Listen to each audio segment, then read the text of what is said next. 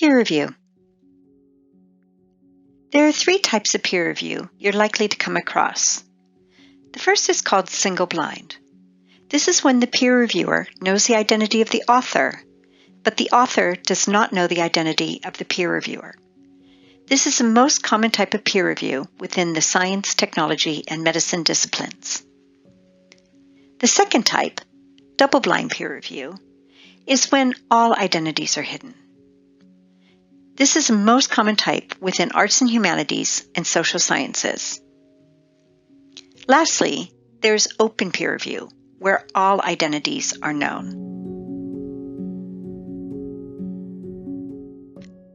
Here are the main roles involved in the peer review process.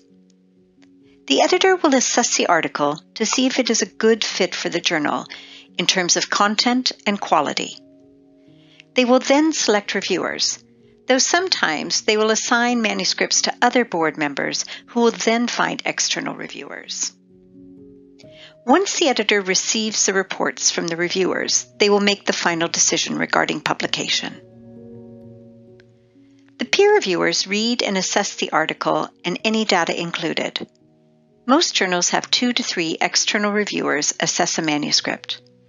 They will write a short report with suggested additions and changes for the author, and then provide a recommendation to the editor regarding publication. Lastly, the journal staff, who are often a part of the publishing house, are responsible for the systems that are used to run peer review. They will do an initial technical check to make sure the formatting is correct and that everything is included in a submission to a journal. They will also manage communication between authors and editors and peer reviewers and help if there are any technical issues with the peer review platform.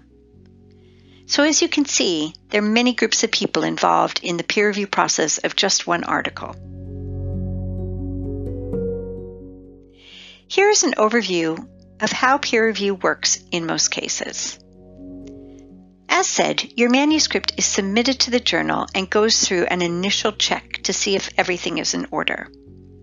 If it's not formatted correctly or is missing files or other components, it will be returned to you with instructions to reformat, update, or include more material. Once the files are in order, the submission is sent to the editor for a quick review. The editor will decide if the paper should be sent out to peer review.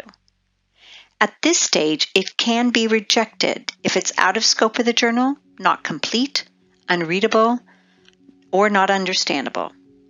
This is called a desk reject. If the paper is of interest, the editor will send it out for peer review, usually to 2 or more external reviewers who are specialists in the field. They will read the work and provide a report for the editor with recommendations for a decision. The most common recommendations are revise and resubmit, either with major revisions or with minor revisions. This means that they are interested in your work, but they have some suggestions on how you can make it even better. Your paper can also be rejected at this point. I have included accept with a star here. It is possible that your paper will be accepted without revisions, but it's highly unlikely. Every piece of writing can be improved upon. Once you make the revisions, you will resubmit to the editor, who will either accept it or send it out again to the reviewers to see if they're happy or if they have further comments.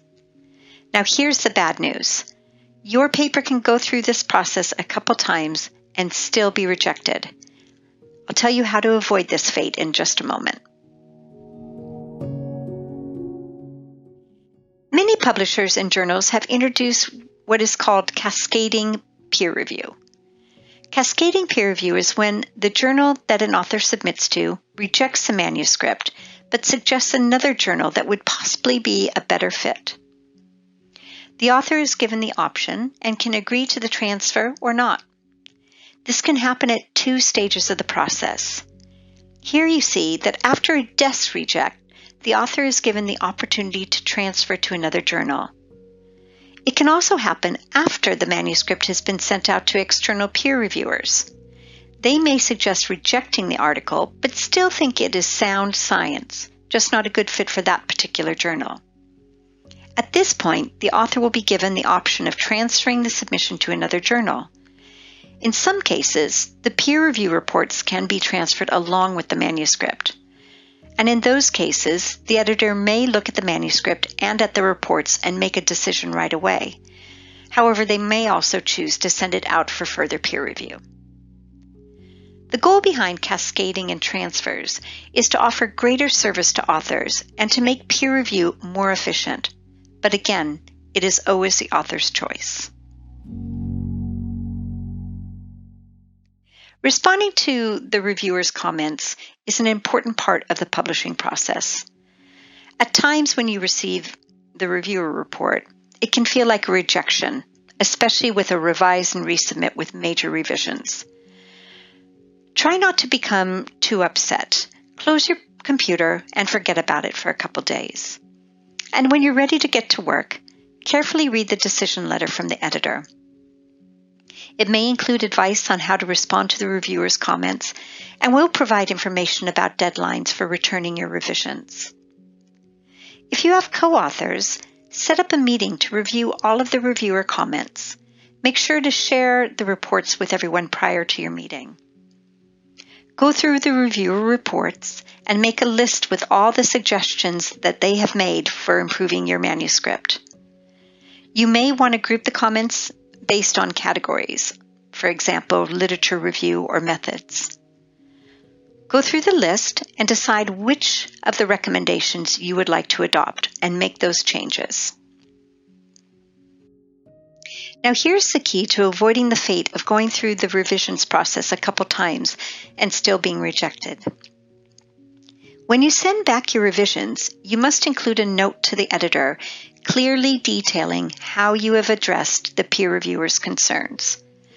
Where you have adopted the peer reviewer's recommendations, clearly detail what you have changed and where that change can be located in the paper, for example, the page and the line.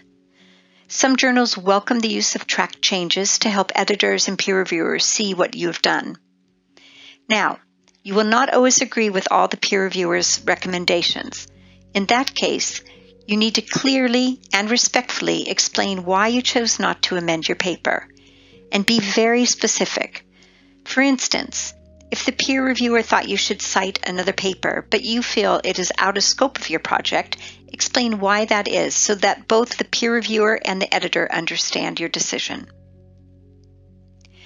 Once you've detailed how you've addressed each of the peer reviewer's comments, review your response to the editor to make sure that you have included all the recommendations and actions that you have taken or chosen not to take, and that you've done so in a clear manner, and that the letter is professional and devoid of any frustration. It can be a challenging process, so it's understandable that you may become a bit frustrated. It's just important that does not influence your communication with the editor. Most importantly, remember to be respectful and professional during this process. This is your community, your future network. You may end up submitting to the journal again. You may be asked to peer review articles for the journal. You may want to become a board member one day or collaborate with the individuals that are reviewing your paper. Keep this in mind during the process. And remember, the editor and peer reviewers are trying to help you publish the very best version of your work. Peer review is a gift. It may be a bit painful at times, but it is a gift.